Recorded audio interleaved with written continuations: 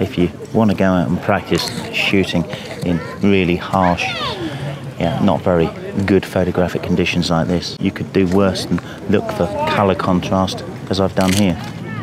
And when we have bright conditions like this, it does make photography, or interesting photography, that much more challenging. As I'm sure you know, there are some clouds in the sky today, but not many, and nowhere near enough to call it interesting, so we won't trouble too much with that.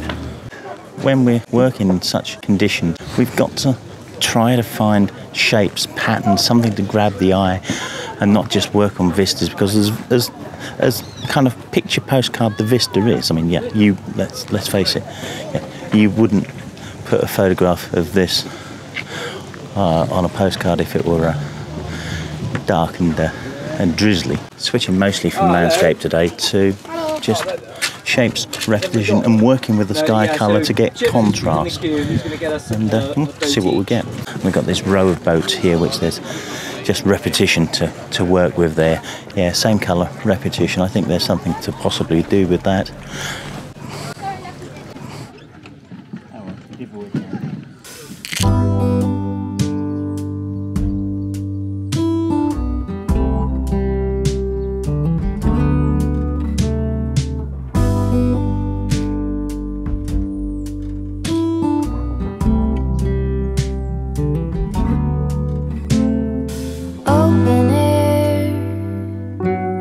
Side by side we sway there in all the colors. You can't get a lot more contrast than this little clock tower here against the bright blue sky and the birds on the ridge roof tiles. So because the sun's at about 45 degrees, or so 90 degrees to me, it's literally up there, and the subject is there. I've put the polarizer on, just punching into it with a vertical shot, and it's quite interesting. If you want to go out and practice shooting in really harsh, not very good photographic conditions like this, you could do worse than look for colour contrast, as I've done here. I don't need a great deal of depth of field here, because everything's quite close.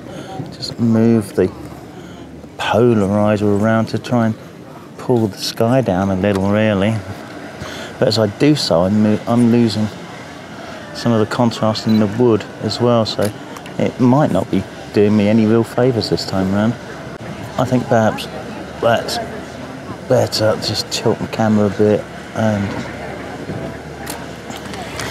like I say, it's not going to win any awards, but if you want to get out and do some practicing, it's not even inclement photographic conditions, is it? I mean, a lot of people might think it's perfect. It isn't.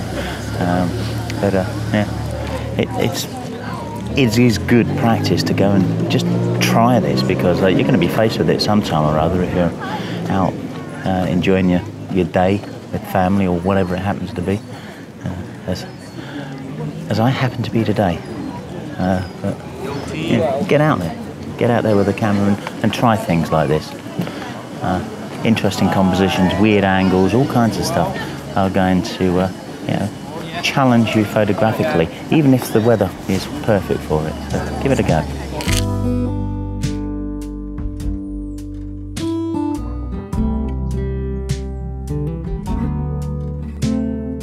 Open air, side by side we sway there in all the colors.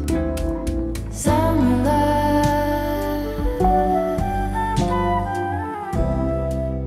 I've already got a couple of shots of these just looking through, but I thought if I could work on something, just a simple composition, again working on the colour of this cosmos flowers. I think they're cosmos, as I'm reliably told by the camera operator, although I did know in the first place that I was going to call them chocolate cosmos, and that would have been wrong.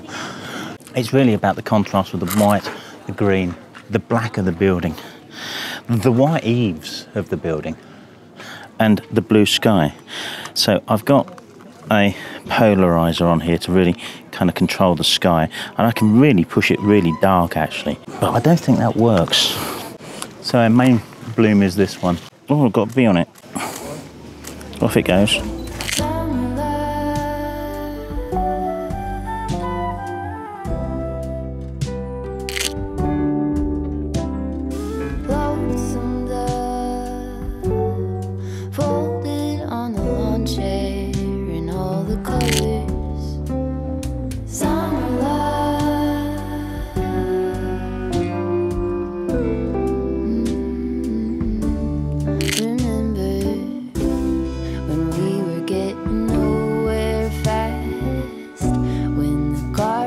Stop giving back. Honeysuckle, fresh cut grass. I could really use some stuff like that.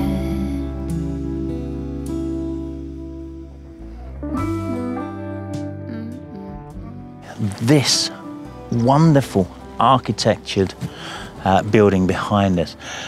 I don't know what it looks like to you on the screen you're looking at. On the tiny Osmo Pocket screen I'm looking at now, it doesn't look anything much. It looks a bit kind of hodgepodgey, but believe me, it isn't. It has the most wonderful roofline with these kind of square panels arranged in diamond formation on the roof. It's multifaceted. It's absolutely gorgeous. So I got a couple of shots of that on the way through earlier, probably about midday, and I've got a couple of it on the way back, and I'm going to show you some of those. But also I asked the people that are staying there whether I could put the drone over the top, because I was fascinated by what it might look like from the top down view, and boy, is it nice. So have a look at these. Let me know what you think and click the like button. Losing track of time with you. Another peach pie sunset view. Sleeping in the afternoon. No place to be and nothing to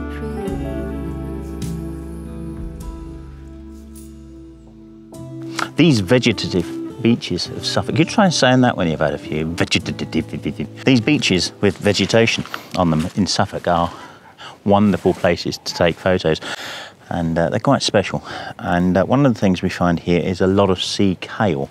And I was at Dunwich a few weeks ago, further up the coast than 8 miles or something, and I picked up some leaves, and I do plan to do some kind of close-up work in the studio, but I haven't yet found a background that kind of works with them. They are wonderful, but I thought, heck, they're here, they're in front of me, they're on the floor. Why don't I just kind of shoot them here and see what I've got? Now the light is quite flat now. You can see no longer blue sky, but it's interesting. So the sun's beginning to go down. You can just see it over there. I'm really hoping that kind of wispy cloud really picks up some light in a little while. What's the time? It's just coming up to 7 o'clock, so yeah, we've got an hour and a half till sunset. So hopefully I'll get something for that. But light's flat, which is nice. Really diffuse through the clouds, so we're not getting any harsh shadows or anything on these here. Really nice. And I thought, well, I'm just going to put the long lens on the 40 to 150, and I'm just going to find some interesting vegetation, not live vegetation. I don't find the live vegetation terribly interesting, but the vegetation that's dying off, wow, that's something else. So I've shot a few of these, and I think they're rather nice. Generally keeping the depth of field relatively shallow, so there are some soft areas of it, so you kind of retain the focal point of where I want you to look, where the actual focus is. Yeah, that's the focal point, isn't it? Yeah, getting the lingo. And yeah, there's 3, 4, 5 shots. I'm not sure how many I'm going to put up. There's probably far more than that on the SD card, but they're really nice.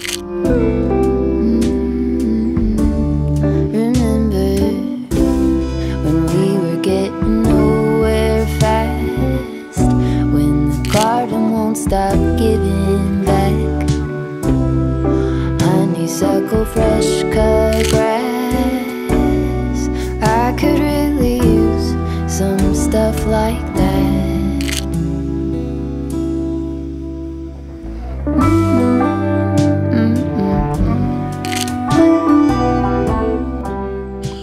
this is the sunset from that day.